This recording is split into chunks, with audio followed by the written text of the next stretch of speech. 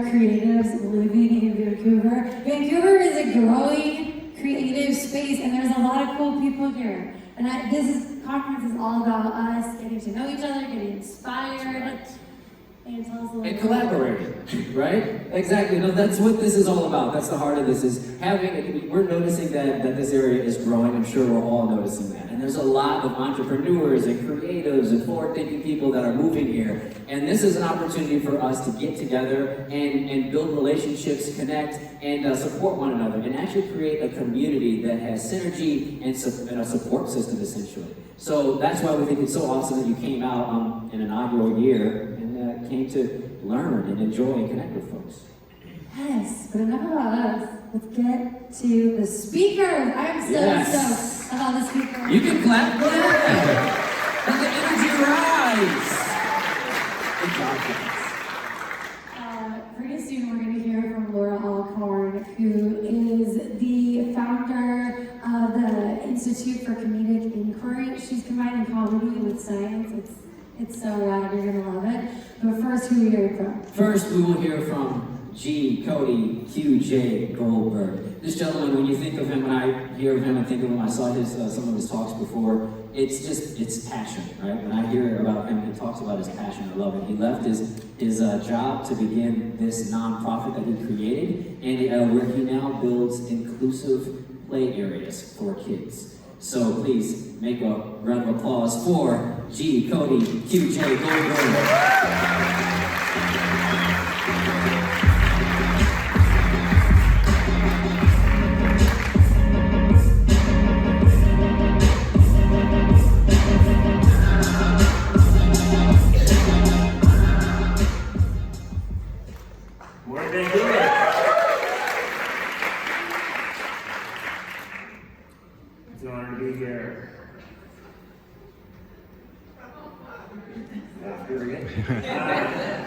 One of the first playgrounds I ever built. Don't fall off the top. I'm going to tell you my story of changing my mom just a little bit. Before I do, I want to share this thought from Mark Twain. Mark Twain said, the two most important days of your life are the day you're born, audience participation. Anyone know the second most important day of your life? What's that? No? The second most important day of your life is the day you figure out why you were. For me, that came on my 41st birthday. This is a design charrette that was hosted by a local firm called MIG, and the subject matter was how do we build a playground that works for everybody. But my thought process was how do we make it work for just my daughter. And I'll get into that story after I just share with you just a little bit about the playground. We're going to tease out the story. This is the design that resulted from that charrette. Very, very different from anything else that existed before because it combines radical inclusion, access for everyone, with nature design. Two of the most important facets of any playground. Now this is what it actually looks like after we built it. On a very, very rare sunny morning when no one was there. Very, very rare. But I want to share with you that for us, we define radical inclusion in three ways. It's physically inviting by being universally accessible. If you use wheels, you can get everywhere. And then it's also adaptive. If you get to something, you can use it. That's the first rule for us, physically inviting. Then we call it socially inviting. We put circular seating areas, lots of open space where people can gather and connect with one another. And then we call our space emotionally inviting because it's just beautiful and natural and it makes people feel good. Unlike, hopefully, any other playground you've ever seen in your eyes. Raise your hand if you've actually never been to a playground. Oh, I'll see you guys there tomorrow. Yep. Everybody? This is what it looks like most of the time. Well, we designed the playground for one girl. It really does bring everybody in. It's such a beautiful space. So this was the first one we built, and actually it's not always this busy. This was opening day, but it is very busy all the time. Now we have since developed 10 playgrounds in the last 5 years. These are 4 that I'm choosing to share with you. left-hand side are the second two in Portland. On the upper left-hand side is Gateway Discovery Park at 106th and Halsey. And then this is Coots Park in northwest Portland. On the upper right is Bainbridge Island, Washington. And then the lower side here, I think I'm blocking some of you, that's Salem Hospital. So we are now a nonprofit organization dedicated to changing the way playgrounds are built everywhere. Since you guys are interested in design, I will share with you the most important thing about Harper's Playground, the nonprofit that I created. It is our design standards. This is the future for us. It's all about focusing on the design. Naturally inclusive play. And this is our vision for the world. I will convince somebody in this room to help us get to this space. But first, the backstory. This is my firstborn daughter, Harper. When Harper was born, she couldn't breathe on her own, and the hospital staff were unable to get an air tube in for her. They actually brought in a preacher and asked if they could read her last rites. Being Jewish, we said no. We got a rabbi available. They did not have one. Well, comedic relief is important. This was actually after the second life-saving maneuver that day.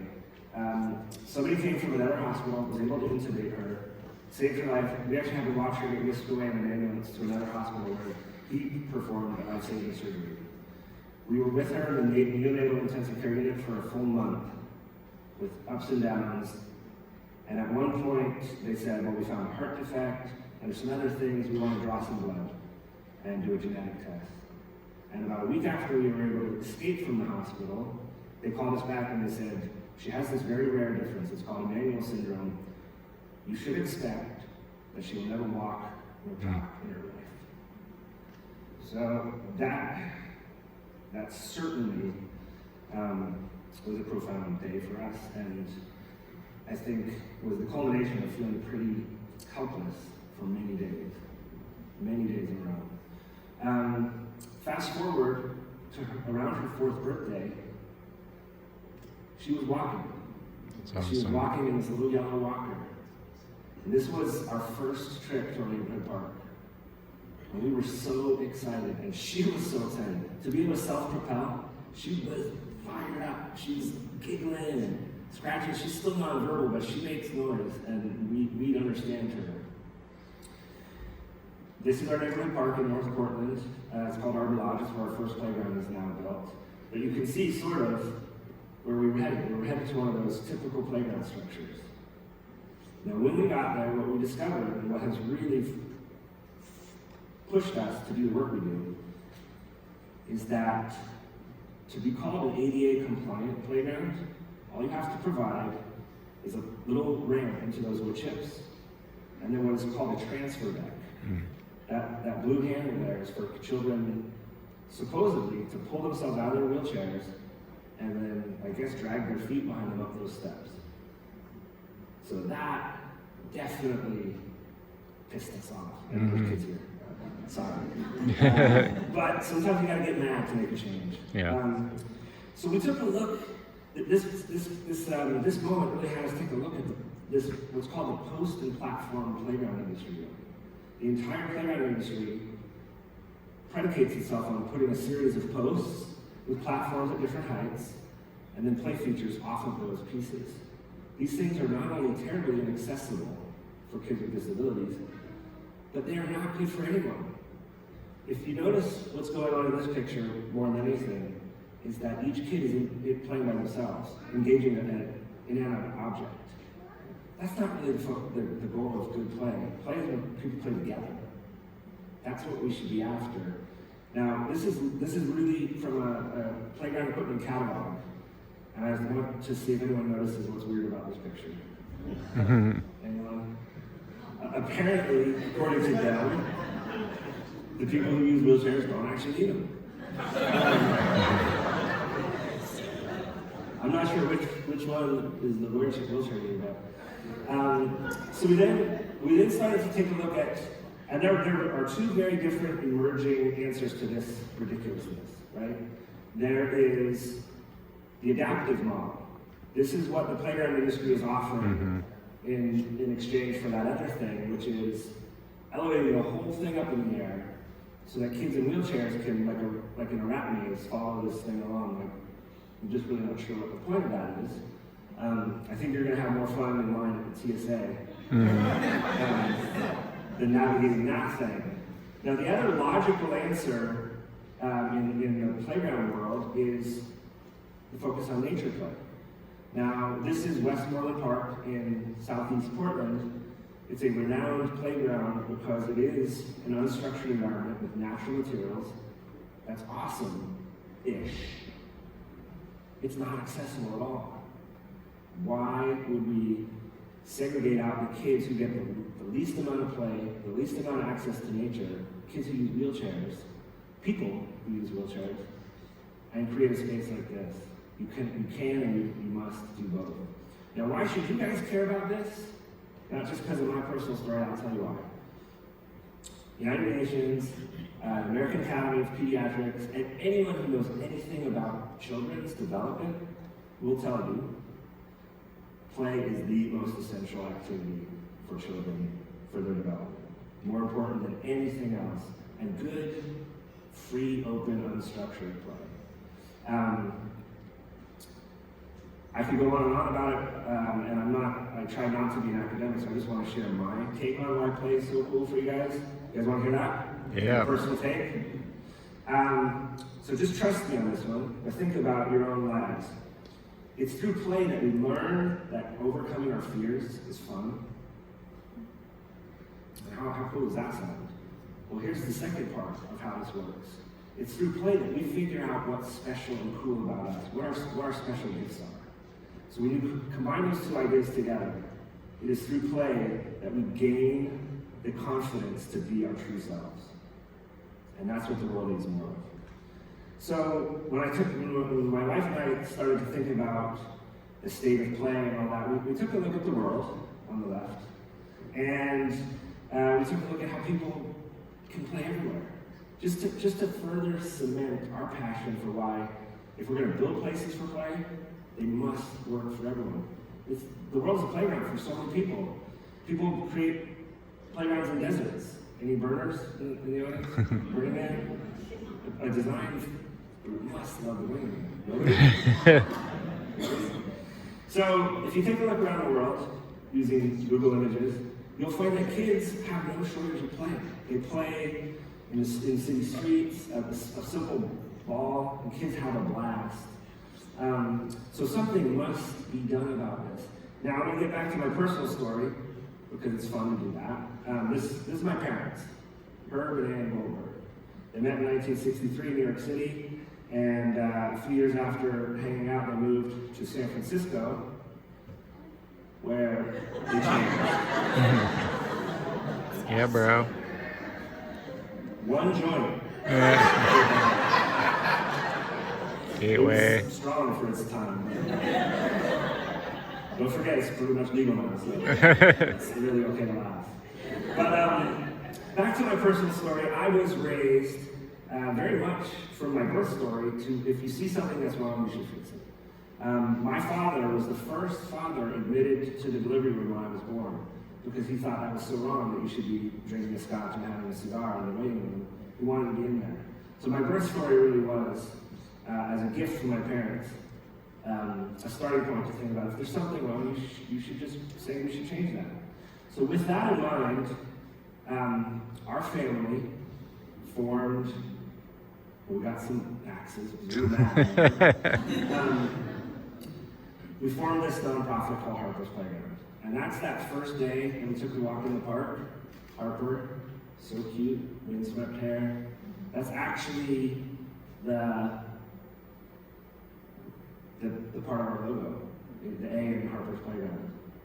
And we formed this little thing, and we had no background in playground design, no background actually in nonprofits or fundraising, but I had this accidental career for 14 years at adidas and Rebel Energy Drink, and I had learned about marketing. So we launched this brand.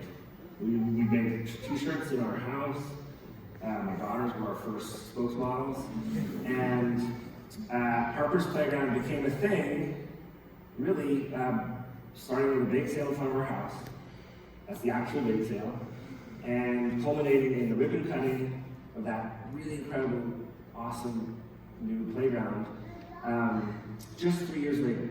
And in 3 years, what we did was we raised $1.2 million, got that sucker designed, and most impressively, got it through the city. Got it built.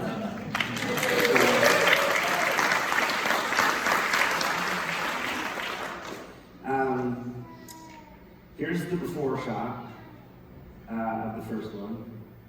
And here is, again, kind of what it looks like today. And this playground really has been so well loved. It was made with love, it has been loved, and we use that to help create more. So I'll share with you kind of what I've touched on, because I designed the slide, I might as well. This is our why, this is our North Star. What we're doing as an organization and for the benefit of everyone, we're combining nature, which I'm sure everyone knows nature's cool, right? Nature's good, with inclusion through the vehicle of play in one space. Enormous community benefit comes from that. And our how we go about it, I put design up top because we're talking about design today. It's actually always there. But our how, that we get there, we're becoming experts not just in the design that we helped innovate, but through funding and what we're calling the process. Everything's process, but getting through that red tape, getting it built. So the ultimate question, though, for any good design, right, is does it really work? Does it really work? Does it do what it's intended to do? Within the first year of the playground being opened, I snapped this photo with my iPhone. In fact, almost every photo you see is my old iPhone. This one is really particularly moving to me. The moment that it captures is really what it's all about. People of different abilities having a moment to connect and know one another. And who knows, maybe someday the girl in the wheelchair will hire that girl for a job. We get photos and notes all the time. One of my favorites still to this day is this mother wrote, wanted to thank everyone behind this project. We will defiantly be back soon.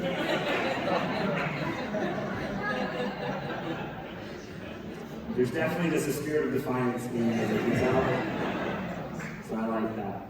Now, we must not forget, when we're talking about inclusion, or even a good play space, it's not just for kids.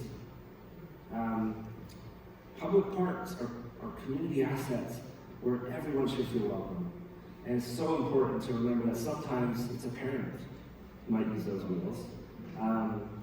And this woman actually purchased the home to be close to this park, which was an incredibly moving thing to learn about. And she told us the day we took this picture that it was the first time she had ever been able to push her son on a swing, because those swings are so hard to get to. So here's a grand opening photo from our second park in Portland, and the joy on the faces of both of these people is, again, so does it work? Yes. Now, a true question then is, does it really work for everyone? I've kind of shown you how it works for people with wheels. A Stanford study, a Stanford doctorate student came up with this concept called the curb cut effect. So, a curb cut was designed for wheelchairs to be able to navigate city streets. But after the curb cut started to become prevalent, what they noticed was that it worked really well for parents pushing children in strollers. It was just easier sometimes with like big stroller delivery people with those carts.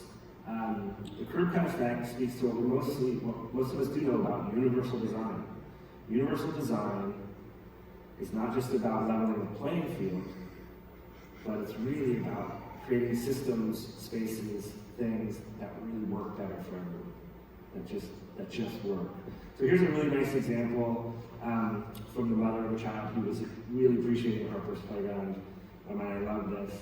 I just love that quote, the landscape of my daughter's childhood. We make these simple forms in our park. Our marquee form is this, just a hillside, just a hill. It's a simple concept. But what it does, the level of different types of play offers is really profound. So here's just an example of how children engage this space. We caught these boys doing mountaineering practice. Kids bring cardboard and cardboard slide. You have examples of where parents play with their kids, right? People are really concerned with whether or not we offer enough risk play in our spaces. Here's the thing. People will create risk play. Right. This is a backflip. Teenagers love doing parkour in Harper's playground. Now, another really impressive thing about our hill is that it's all weather, right? That playground structure does not give you this sledding opportunity. We really focus on a bit of storytelling in our parks, getting back to making them emotionally inviting. We love putting sculptures in there, so we have bronze sculptures.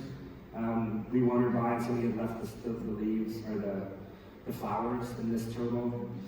The sea turtle is our symbol. The sea turtle struggles to move around on land.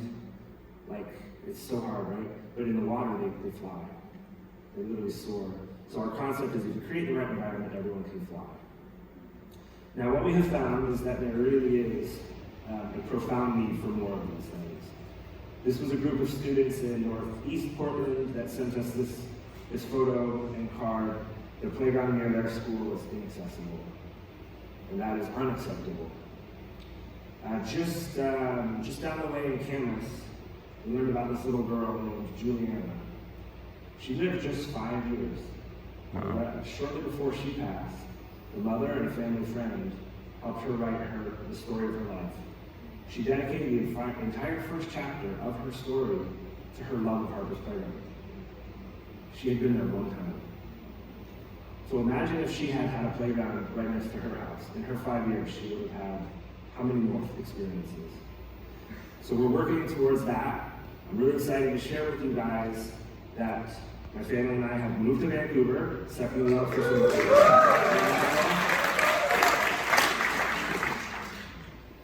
This is our picture for the region right now. Our next park will open in 2020 in Forest Grove, Oregon. That's Rogers Park over there. But the following year, or maybe 2021, Marshall Park, which is 1.2 miles from Kagan's Theater, I Google mapped it earlier, will be our next one after that.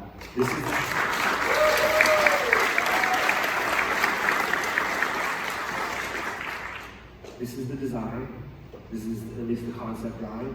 It will change slightly, but it will be really close to this. You can see the central figure is a massive hill, much larger than the original Harper's Playground. And even there's a second hill that will be connected by a bridge. It'll also have one of those elevated water, sand areas, and a really unique and special theme it will contain is the firefighter theme.